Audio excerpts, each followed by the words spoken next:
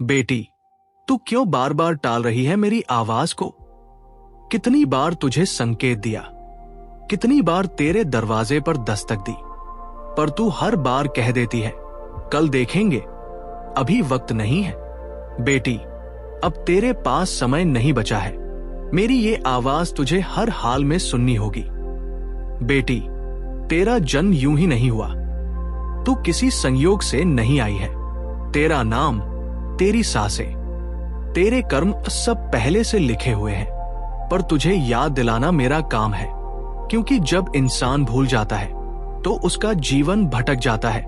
आज मैं तुझसे कह रहा हूं, तेरे लिए जो राह लिखी है वो अब सामने आएगी, पर अगर तूने इसे टाल दिया तो फिर कोई और मौका नहीं मिलेगा। बेटी, तुझे एक किस्सा सुनाता हूं। एक लड़की थी राधा।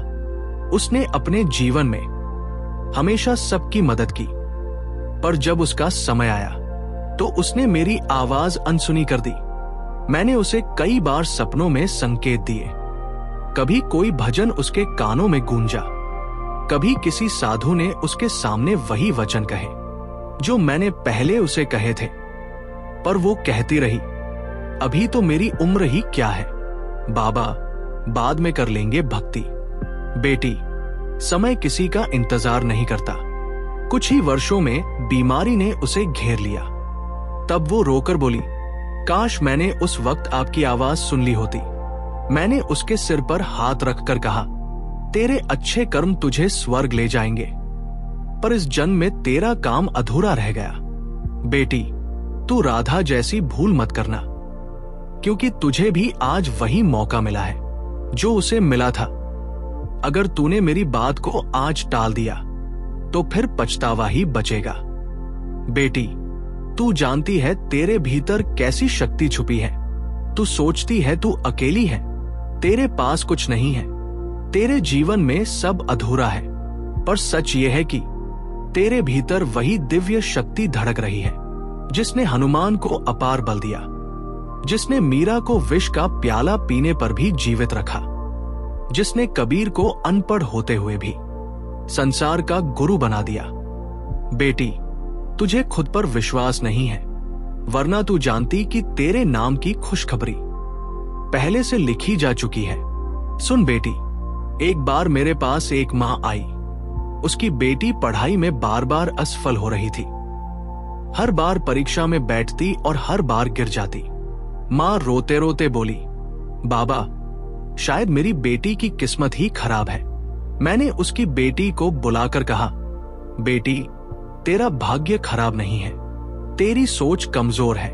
अगर तू मेरे कहे अनुसार हर सुबह हनुमान चालीसा पढ़ेगी और खुद को हार मानने से रोकेगी तो तेरा भाग्य पलटेगा। बेटी ने मेरी आवाज मानी। हर सुबह सूर्योदय से पहले दीपक जलाकर चालीसा पढ़ने लगी। धीरे धीरे उसका मन केंद्रित हुआ, उसकी स्मरण शक्ति बढ़ी और उसी साल उसने परीक्षा पास कर ली। आज वही लड़की सरकारी अधिकारी है। उसकी मां कहती है, बाबा, आपकी आवाज ने मेरी बेटी का भाग्य बदल दिया। आज तेरे सामने भी वही राह है। तुझे लग रहा है सब खत्म हो गया, कोई उम्मीद नहीं बची, तेरा जीवन बोझ है, पर सुन बेटी, तुझे अब बदलना होगा। तुझे अब मेरी आवाज सुननी होगी, वरना देर हो जाएगी। बेटी, तेरे जीवन की सबसे बड़ी परीक्षा यही है, क्या तू मेरी आवाज को मानती है या नहीं? दुनिया कहेगी, अरे ये सब अंधविश्वास है। तेरे अपने ही लोग तुझसे कहेंगे, छोड़ो ये सब बाबा की बातें। पर याद रख, उनके कहने से नहीं, तेरे विश्वास से तेरा भाग्य बदलता है। बेटी, मैं तुझे पहले ही बता रहा हूं, तेरे आने वाले दिन कठिन भी हैं, पर उसी कठिनाई के बीच तेरे लिए खुशखबरी भी लिखी है। तू सोच भी नहीं सकती कि तेरा जीवन कैसे बदलेगा। तेरे आंसुओं की जगह हंसी आएगी, तेरे दुख की जगह चैन आएगा। पर शर्त यही है, आज तू मेरी बात को मान ले। बेटी, एक और कहानी सुन। एक लड़की थी निशा, उसका पति उसे छोड़कर चला गया। छोटे छोटे बच्चों को लेकर वो अकेली रह गई। आर्थिक तंगी, समाज की ताने, उसके मन में जीने की इच्छा खत्म हो रही थी। वो रोते रोते बोली, बाबा अब मैं क्या करूं? मेरे पास कोई रास्ता नहीं बचा। मैंने उसकी आंखों में देखा और कहा, बेटी अभी हार मत मान, तेरे लिए नया रास्ता लिखा जा चुका है। तू बस सेवा कर, किसी भूखे को खाना खिला, किसी अनाथ बच्चे को सहारा दे, तेरे जीवन का दरवाजा खुल जाएगा। निशा ने वही किया। छोटे से काम से उसने शुरुआत की। आज उसी काम से उसने बड़ा आश्रम बना दिया है, जहां सैकड़ों बच्चे पढ़ते और खाते हैं। वो कहती है, अगर उस दिन बाबा की आवाज न सुनती तो आज जिंदा भी न होती। अब तू भी सुन ले, मेरी ये आवाज खेल नहीं है, कोरा उपदेश नहीं है, ये तेरा भाग्य बदलने का आखिरी संकेत है। अगर तूने आज भी इसे टाल दिया तो फिर पछतावे के सिवा कुछ नहीं बचेगा। बेटी, मैं तुझे तेरे कर्म का फल दिखा सकता हूं। तेरे किए हुए अच्छे काम अब फल देने वाले हैं, पर अगर तूने मेरी आवाज को नकार दिया तो तेरे कर्म का फल भी व्यर्थ चला जाएगा। याद रख, ईश्वर की कृपा तभी टिकती है जब इंसान समय पर उसे पहचान ले। बेटी, आज से तेरा जीवन बदल सकता है। आज से तेरी नई शुरुआत हो सकती है। तेरे दुख, तेरी चिंता, तेरे हार मानने की आदत सब आज से खत्म हो सकती है। बस तू एक कदम उठा, बस तू एक बार सच्चे दिल से कह, बाबा मैं तैयार हूं। बेटी, मैं तुझे बार बार नहीं कहूंगा, अब कोई और मौका नहीं मिलेगा। तेरे जीवन का दरवाजा खुल चुका है, अब बस तुझे आगे बढ़ना है। तेरा भाग्य तेरे इंतजार में है, तेरी खुशखबरी तेरे द्वार पर खड़ी है। तू बस हाँ कह दे, तू बस मेरी आवाज को मान ले। दिल से बोलो, जय श्री राम, जय हनुमान, जय बाबा नीम करौली। बेटी, तेरे मन में कई सवाल उठ रहे हैं। तू सोच रही है, बाबा क्या सच में ये मेरी जिंदगी बदल सकती है? क्या मेरी किस्मत का लिखा पलट सकता है? बेटी, तुझे बताओ, तेरी किस्मत कभी पत्थर की लकीर नहीं होती। तेरे कर्म, तेरी श्रद्धा और तेरा विश्वास, इन्हीं से भाग्य बदलता है। और मैं तुझे अब बताऊंगा कि तेरे जीवन के मोड़ कैसे पलट सकते हैं। बेटी, एक गांव में एक औरत थी। उसका जवान बेटा सड़क दुर्घटना में बुरी तरह घायल हो गया। डॉक्टरों ने कहा, अब कोई उम्मीद नहीं। वो औरत रोते रोते मेरे आश्रम पहुंची, फूट फूट कर बोली, बाबा अगर मेरे जीवन में कोई खुशखबरी है तो वही है कि मेरा बेटा मुझे जिंदा मिल जाए। बेटी, उसकी सच्ची पुकार ने मुझे विवश कर दिया। मैं उसके बेटे के सिरहाने पहुंचा। डॉक्टरों ने जब हाथ जोड़ दिए तब मैंने धीरे से कहा, बेटा तेरी मां की पुकार मुझे यहां लाई है, उठ जा। भक्तों, जिसे सबने मृत मान लिया था, वो आंखें खोलकर बैठ गया। आज वो बेटा अपनी मां का सहारा है। उस औरत ने हाथ जोड़कर कहा, बाबा आपने मुझे नया जीवन दिया। बेटी, याद रख, जब तू पूरी सच्चाई से मुझे पुकारती है तो मौत भी तेरे आगे हार मान लेती है। बेटी, तुझे लग रहा है कि तेरा दुख बहुत बड़ा है, तेरी समस्या का कोई हल नहीं है, पर सुन, तेरे जीवन में भी वही चमत्कार संभव है। बस तू अपनी आवाज को मेरी आवाज से मिला। एक बार सच्चे दिल से पुकार। बेटी, एक बार एक औरत मेरे पास आई। उसका पति घर छोड़कर चला गया था। बच्चों को संभालना, समाज की बातें सुनना, सब उस पर भारी पड़ रहा था। वो बोली, बाबा क्या मेरा घर फिर से बस सकता है? मैंने मुस्कुराकर कहा, बेटी अगर तेरे मन में माफ करने की ताकत है तो तेरा घर फिर से बस जाएगा। उसने आंसू पोंछकर पति के लिए प्रार्थना की। और सच मान बेटी, कुछ ही दिनों बाद उसका पति वापस आ गया। उसने माफी मांगी और बच्चों के साथ नई शुरुआत की। बेटी, कभी कभी खुशखबरी नाराजगी के बाद ही मिलती है। अगर तू माफ करना सीख ले तो टूटे हुए रिश्ते भी जुड़ जाते हैं। एक गरीब किसान था। बरसात न होने से उसकी फसल बर्बाद हो गई। कर्जदार उसके दरवाजे पर रोज खड़े रहते। उसने थक कर कहा, अब तो जीने का मन भी नहीं। मैंने उसे बुलाकर कहा, बेटा हार मत मान। आज से रोज सूरज को जल चढ़ा, राम नाम का जाप कर और ईमानदारी से खेती कर, तेरी किस्मत बदलेगी। उसने वही किया। भक्तों, अगले ही साल बारिश भरपूर हुई। उसकी फसल लहलहा उठी, उसकी मेहनत रंग लाई और वो कर्ज से मुक्त हो गया। उसने रोते हुए कहा, बाबा, मेरी गरीबी से समृद्धि तक की यात्रा आपकी आवाज से शुरू हुई। बेटी, तेरे जीवन में भी सबसे बड़ी रुकावट तेरी गरीबी नहीं, तेरी तकलीफ नहीं, तेरे रिश्तों का टूटना नहीं है। तेरी सबसे बड़ी रुकावट है तेरा डर। तू डर के कारण मेरी आवाज सुनकर भी कदम नहीं बढ़ाती। तुझे लगता है क्या सच में बाबा मेरी मदद करेंगे? बेटी, अगर तू डर छोड़ दे तो तुझे दिखेगा कि तेरे लिए कितनी खुशखबरी खड़ी है। बेटी, आज मैं तुझे वचन देता हूं, अगर तूने आज से मेरे नाम पर सच्चे दिल से एक दीपक जलाना शुरू किया तो तेरे जीवन की अंधेरी रात जल्द ही उजाले में बदल जाएगी। बेटी, तेरे कर्म तुझे वही ले जाएंगे जहां तेरा भाग्य लिखा है। अगर तू सेवा करेगी, किसी भूखे को भोजन कराएगी, किसी अनाथ को सहारा देगी, तो तेरे भाग्य की दिशा बदल जाएगी। याद रख, तेरी खुशखबरी हमेशा सेवा के रास्ते में छुपी है।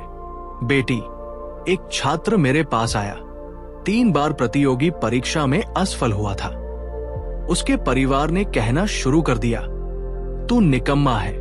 वो रोते हुए बोला, बाबा, मेरी जिंदगी का कोई मतलब नहीं बचा। मैंने कहा, बेटा, अगर तू हार मान लेगा तो तेरा भाग्य भी हार जाएगा, पर अगर तू आखिरी बार मेहनत करेगा और हर दिन प्रार्थना करेगा तो तेरी किस्मत पलटेगी। उसने मेरी बात मानी, दिन रात पढ़ा और पूजा की और उसी साल उसने परीक्षा पास कर ली। बेटी, उसने कहा, अगर उस दिन बाबा की आवाज न सुनता तो आज भी असफलता में पड़ा होता। आज मैं तुझसे भी वही कह रहा हूं। तेरी जिंदगी की सबसे बड़ी परीक्षा यही है, क्या तू मेरी आवाज को सुनकर कदम बढ़ाती है या नहीं? अगर तूने हाँ कह दी तो तेरे लिए वो खुशखबरी सामने आ जाएगी जो अब तक छुपी हुई है। जय श्री राम, जय बजरंगबली, जय बाबा नीम करौली। बेटी, आज तू जिस आवाज को सुन रही है, ये तेरे जीवन का मोड़ है।